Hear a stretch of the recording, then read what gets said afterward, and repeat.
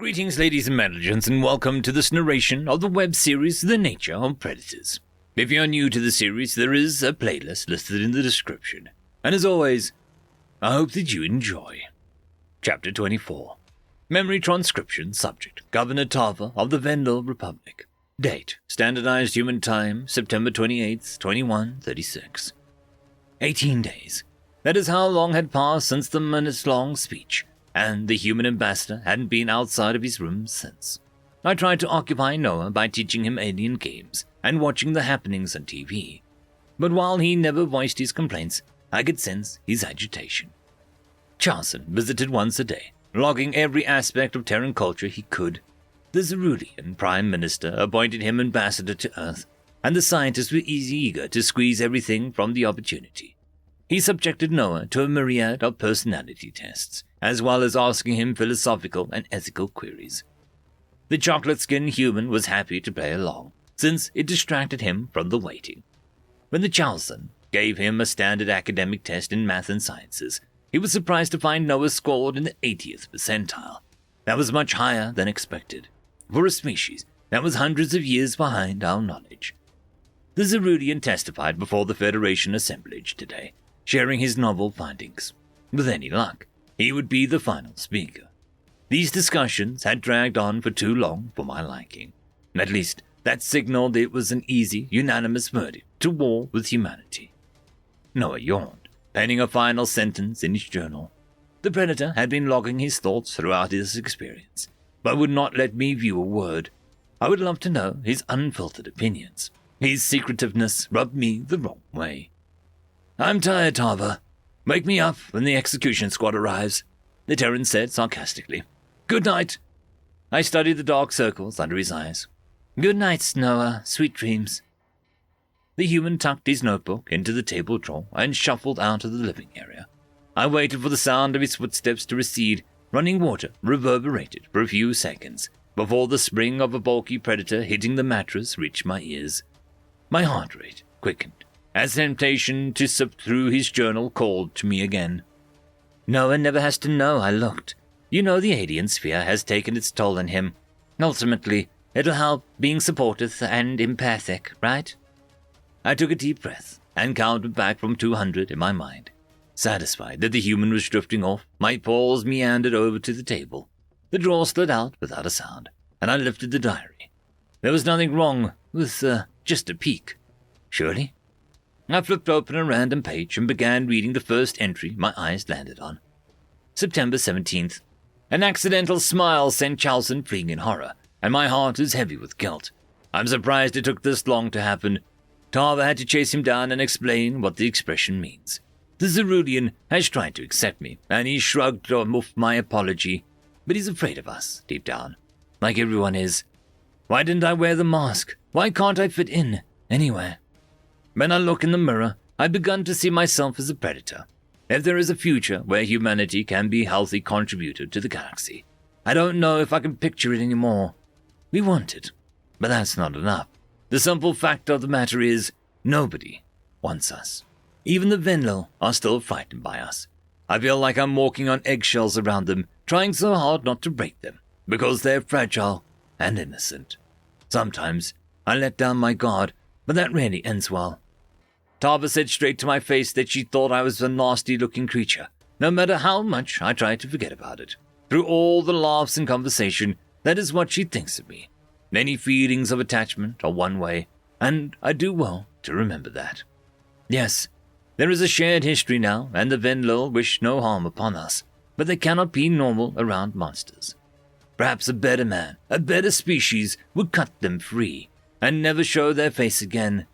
Instead, I just return the sly, and pretend that we can make friends in the stars. Dream on. I recoiled, guilt rushing through my veins. This writing sounded depressed and bitter, unlike the optimist persona he projected. Was Noah's self-image that low because of me? That comment that I made to Russell wasn't at all what I thought of him now. Perhaps cabin fever packed wild ideas into his head, and this outlook was cheerier before the speech. My claws tugged back through the several pages until I reached an earlier entry. September 6th. Russell is a wreck from being near me, but what am I to do? Throw myself into space? The visor, the mask, none of it makes a difference. My face feels constricted already, and the nerves are making me sick to my stomach. My indecisiveness on what bits of humanity to include might be the death of me, literally. The Federation will have a field day upon our arrival. I wonder if seeing me on television will be traumatic for small children. Perhaps I'll be posterized as the face of a new enemy. The question the Vendel asked when I first arrived left me taken aback, and this will be worse. Governor Tarver is kind to help. Because of me, her species has lost every friend, and are left with a lot of primitive predators for company. Humanity disappoints on every front.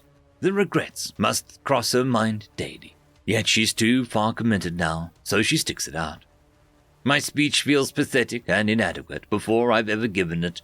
I don't know why it hurts so much when I understand they're all just afraid. Predators aren't supposed to have feelings, not. A pointed cough came from behind me. The human was standing with crossed arms, watching me with livid glare. "That's Private Tarver," Noah snapped, and my eyes lowered against my head. That was the first time I ever heard the ambassador raise his voice. "You can't just go through my things."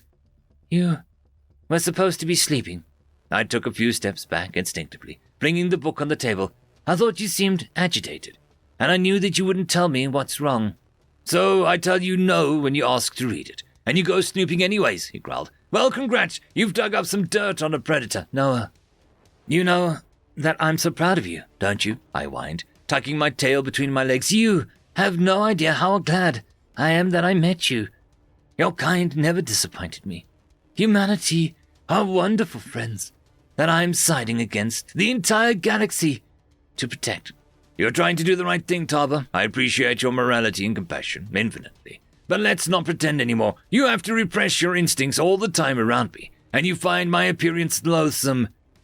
"My initial reaction was negative, yes, but I find you quite endearing. I didn't personally request you to represent your species because I'm disgusted by you. I've done nothing but worry about your safety since we came to Alpha." You mean that? Really? You're telling me that you don't still think of me as a predator?" "You are my kind and charming friend. That's what I see when I look at you. You are the predator. You convinced me to give humanity a chance. I didn't think anyone else could have a personality bright enough to shine through that fear. Couldn't Noah understand our skittishness was part of us, like some predatory traits were just a part of him? There were certain attributes that were difficult to accept, but surely humanity could see how hard we were trying. The last thing I wanted for the Venlil instincts to have a detrimental effect on his mental health. Initiating contact should prove that there were few lingering fears in my mind. I flung my paws around Noah's waist, and his breathing tensed up. There was a brief hesitation for the ambassador. His stance emanated tiredness and frustration. The human wrapped his arms around me after I curled my claws into his skin incessantly and relaxed into my comforting embrace. The Terran ambassador withdrew. "Tarver, I'm serious. Don't go through my personal items without my permission. Ever again." "I know. Sorry," I muttered. It's impossible to stay angry at you." Noah shook his head with disdain. "You can get away with just about anything." The human stretched out on the couch, closing his predatory eyes. The lines on his face eased, and I watched as his breathing slowed. My own eyelids began to feel heavy, listening to the harsh rumbling of his snores.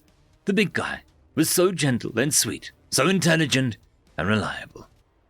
As I was about to drift off, the door to the diplomatic suite crashed open. Kolshian's shoulders stood in the entryway, their eyes stretched wide when the predator snapped upright. Noah tried to collect himself and raised his hands in confusion. Seeing that the guards were waving him to come, he reached for his visor. I glared at him and snatched it away from his hand. I threw the metal at the wall as hard as I could. It broke into two pieces with a satisfying crunch. Noah looked stunned, then apprehensive at the prospect of approaching the guards without it. He swallowed, then grabbed for his mask. My tiny claws scrabbled at his arm, and I shook my head to the human no gesture. The Terran ambassador looked uncertain, but stood up on the couch. The way the Kolshians weren't attempting to blind him this time, a soldier barked the word "follow" and began retracing the path to the assembly hall. Heated discussions were creating a clamor inside the chamber. We could hear it from 100 paces away. The guards pointed at the podium, and Noah took obedient steps to the stage. Surprised exclamations rose from the crowd as they saw the human in his uncensored form. Jerusalem, the agitated crocodile from earlier meeting, was emitting furious squawks at those provocative eyes. I shot a blistering glare towards him. "We apologize for the delay," Chief Nikonus began, in a cordial tone. "These are unprecedented circumstances, and we're struggling to reach any sort of decision. Has your treatment here been acceptable, Noah of planet Earth?" The human dipped his head. "Yes, thank you for your hospitality, gracious chief." "Good. I'd never let anything like the Gojid stir occur within my borders." The Colchium palmed an indigo tentacle across his nostrils.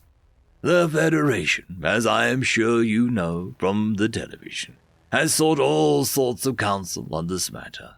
We reviewed your data sharing, consulted our own records, and brought in numerous experts to testify." "It looked like many of them had conflicting perspectives," I said. "Indeed, historians, xenobiologists, psychologists, zoologists, sociologists, lawyers, economists. We had them all. Several individuals who were trapped within Venlil borders testified too. And we had our own internal discussions. At last, we've tallied every vote." The Federation could prove to the ambassador that some species did desire friendship. Any impartial observer would find humanity worthy of a chance, or at least derive a reasonable doubt from their intricacies. My breath hitched in my throat, and I squeezed Noah's hand for support. The predator's palm was damp with sweat. Nikonus cleared his throat. "All right. The count of members who voted that humanity cannot be allowed to exist, or should be treated as a hostile party are 38. I tilted my head. Should we be disappointed that the figure was so high, or relieved that the proportion was only a little over 10%? That was a lot of species ganging up on a single planet. Plenty of threats for the predators to fend off. "Take that, you stupid human," Jerusalem chirped. "You're all going to be dead soon." "There will be no commentary from the audience until I've finished reading the results," the chief spat. 65 members voted to no contact or relations with humanity, which entails total isolation of Earth. I glanced towards the predator. There was more hurt in his eyes after that figure was read than after hearing the ones who wished him dead. Knowing how much humans craved acceptance, they didn't want to be shunned. The rest of the options had to be more promising, didn't they? Nikonus squinted at his notes. 74 species are undecided, with 52 specifying that they are awaiting news from the Gojid war zone. Those are a coin flip. Some might just take kindly to the fact that predators attacked a Federation homeworld. Then again, it will be apparent that human morality is leagues above the Arxals. 107 species vote in favor of a temporary truce, or working together where necessary to defeat the Arxal. Any violation of express conditions will lead to an immediate return to hostilities. My ears perked up. After cooperating against the Arxal, some Federation members might become ingratiated to humanity. It could bridge the gap to normal relations, though I doubted we could call upon their assistance in regards to the species maintaining contention with Earth. "Who the fuck voted for that?" Jerusalem squawked. "My species did, for one," the Colchian leader replied. If that will be acceptable to the humans, of course." Noah nodded, shuffling as he expected to leave. "Yes, it will. We want the Arxal gone from this galaxy, and an enemy of an enemy is a friend to us. Thank you for your time, and giving us a chance." "Wait, human. 11 members voted in favor of opening full diplomatic relations. This would involve forming trade, military, and border agreements. If you know anything of the sort, I suggest you ask Tava for guidance, if those concepts confuse you." The ambassador raised a hand to his mouth, no doubt hiding his bared teeth. Perhaps he was amused by Nikonus' assumption that predators would have no concept of negotiation. Primarily, I believe that Noah was moved by the fact that humanity would return with new friends. It was a tiny number, less than 5%, but it wasn't 0. That counted for something. Overall, The results could have gone much worse. If the neutral, isolationist species were counted as in our favor, the majority of the Federation voted against humanity's extinction. Judging by the furious expressions sprinkled across the chamber, I wasn't sure every species was going to accept that. So many of you would side with them over this, Jerudium screeched. Defend or appease humanity like they was civilized species. Anyone who stands with predators is dead to the crocattle. The avian ambassador dive-bombed over the chieftain's cubicle and slashed his talons at the elderly Koshian. Narconas shielded his face with his tentacles, and nearby soldiers rushed to his aid. Jerudium flapped his wings in a frenzy, pledging that anyone that stood with humanity would share their fate. Had the crocattle forgotten whose planet he was on? Other ambassadors launched into shouting match, and a few made violent gestures towards the human. I didn't want to know what the unfriendly ones were suggesting. Several individuals were trading blows, grappling right in front of the media cameras. A pair of Kolshian guards hurried us out of the chamber before the predator could get swept up in the chaos. Noah shared a glance with me, and I knew that tumultuous unrest stirred in his own concerns. This vote could start a major rift within the Federation. End of chapter. I would quickly like to thank the Tier 5 members, Marky, Cam Maxwell, Casper Arnholtz, Oakfield, Lord Azrakul, and It's Difficult to Pronounce. Thank you very much.